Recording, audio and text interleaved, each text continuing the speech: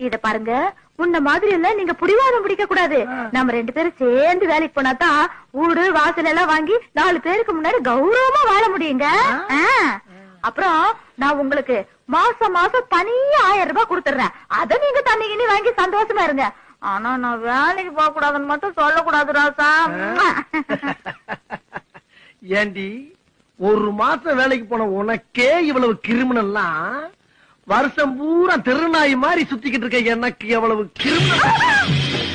அடியே ரஞ்சிதா, நீ இப்படி எல்லாம் செய்வேன்னு தெரிஞ்சுதான் உனக்குன்னு இந்த கத்திய வாங்கிட்டு வந்திருக்கிறேன்.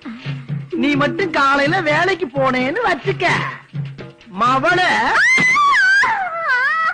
ஏய், இப்ப குத்த மாட்டேன். காலையில வேலைக்கு போனேன்னா எப்படி குத்துவேங்கிறத குத்தி காட்டியிருக்கேன். வேலையா உசுரா முடிவு பண்ணிக்க.